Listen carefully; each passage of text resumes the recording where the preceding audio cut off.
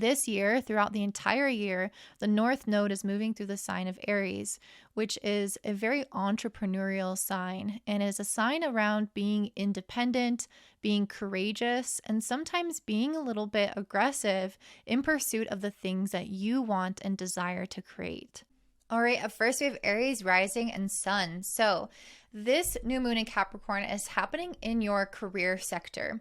And one of the messages that I'm getting for you guys is that this is a time of really needing to check in with your goals, your future ambitions, and overall career goals.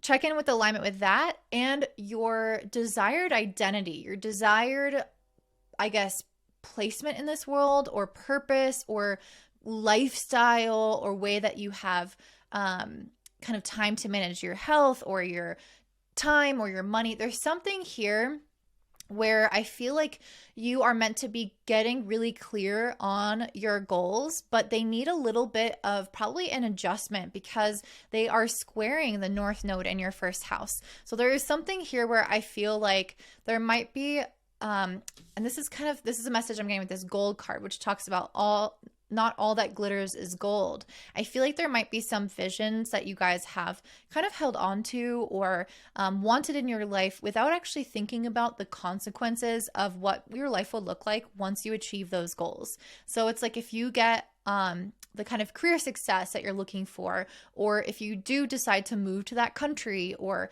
whatever that ambition is for yourself, and you actually get there, you might realize that you are lonely at the top, or that your lifestyle doesn't actually feel as good as the dream of the goal did, plus your previous lifestyle. So there's something here where I feel like you guys are, again, needing to make some kind of adjustment to what you're wanting in the future. And this could be also in terms of relationships as well. How does this goal fit in with my current relationship dynamics?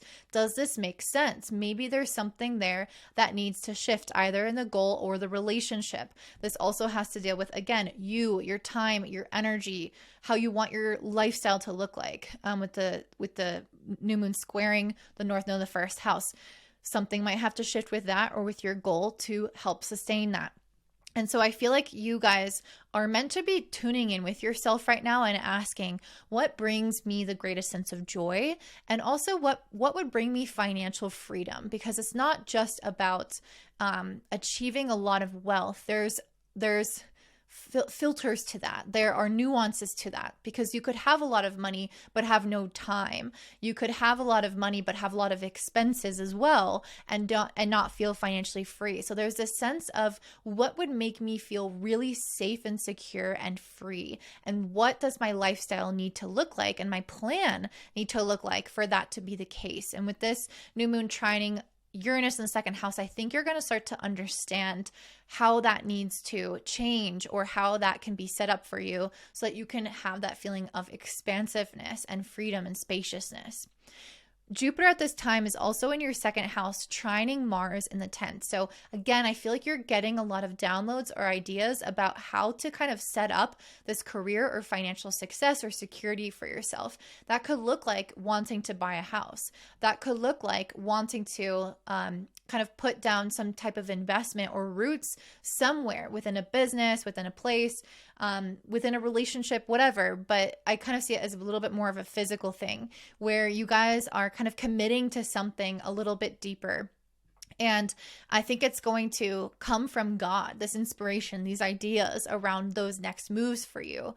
And ultimately, I think you know how to follow your joy with the Sunstone card. This is really about listening to your inner gut, your intuition, the feeling that draws you towards something, rather than what something might look like on paper or what other people in society do. There's something here where it's like, maybe we need to move a little bit differently. Maybe I want to live in two places throughout the year. Maybe I want to have a different kind of family. Maybe I want to work part-time and then do this on the side. It's like, I think you guys are being asked to be a little bit more nuanced in your kind of goal setting, and not just look at what's traditionally done, but really look at what would suit you and your character and your desired feelings best. What would that lifestyle and relationship and career goal be if you needed to make those fine-tuning adjustments based off of your character and personality and desires. Saturn right now, the ruler of this moon, is in your 12th house, and it's sextiling Jupiter in the 2nd and Mars in the 10th. So again, I feel like you guys are getting a lot of information via downloads, meditations, even dreams. I would keep a dream journal right now because you might find that you have some kind of images or ideas come to you in the dreams that can be interpreted that will be helpful for your financial or career situations moving forward. You also have Venus in the 9th house, trining Chiron in the 1st. So this is definitely a time for you guys to be a little bit more aware of your beliefs, especially around your own worth and your own identity, your own self-concept. With the 7 of Swords that I pulled, and with also Saturn being in the 12th house, there could be things at play during this new moon that are not yet visible. Things that I mentioned through dreams, meditation are coming to you, but it could also be just certain facets of your future or of this scenario are not actually fully out in the light of day right now. So there's quite a bit happening underneath the surface. And I think it's going to be important for you guys to, again, trust your intuition, because your intuition is guiding you based off of the full information that your conscious mind is not yet privy to. And with Venus in the 9th house, trining Chiron in the 1st, I think that this is a very healing aspect, and it's trying to help you grow past maybe certain personal limitations or certain beliefs that you might have around yourself.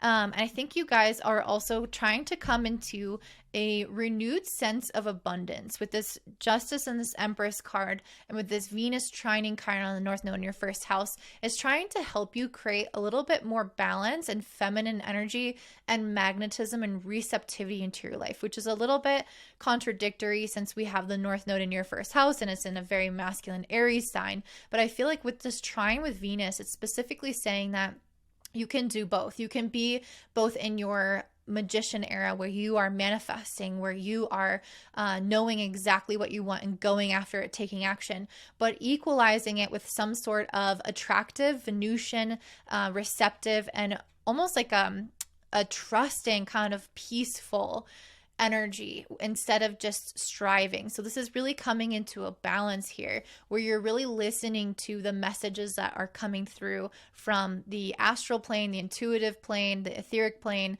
and following those, but also knowing when to rest, when to open up to receive, when to push harder. And all of that is governed by your inner knowing, your instinct, and divine wisdom. So that's what I'm seeing for you, Aries. I kind of want to pull one more card about your goddess for the year ahead. So what's the goddess for my Aries for the year ahead, 2024? So you guys got Truth. So this is definitely a year where I think things are going to come to the light of day. With the North Node in your sign, it's really impossible to not start to see the truth of things in your life. If something is misaligned for you, the North Node kind of puts so much energy into your own essence that it will shine a light on anything that's not a vibrational match to that essence. So it helps you tune really deeply into yourself, and from that place you'll be able to see that feels not like my truth anymore. This relationship feels outdated. I'm outgrowing this person. I'm outgrowing this place of living. I'm outgrowing this habit. I'm outgrowing this routine or this way of dressing. It could be anything where you're starting to see some kind of truth around the vibrational matches of things around you, and that's going to unfold for you over the course of the entire year, where I think you're going to become more and more aware of the direction that you're meant to move in and tune greater into your own instinct and intuition in order to guide you through that process. So that's what I'm seeing for you, Aries. If you want a 2024 forecast, then you can buy one down below. I have one-on-one readings for that. There's just a few left. I don't want to do too many more because I am working on another project on the side. I also have a Notion template where I have all of the transits listed out with their energy. So if you want to plan like traveling or when to launch something, I would definitely consult that, because you don't want to launch something on a day where there is going to be challenges, and you don't want to travel on a day when there's going to be some messy energy that's quite confusing. So definitely be on the lookout for that. I will link those both down below, and I hope to see you guys next week. Bye.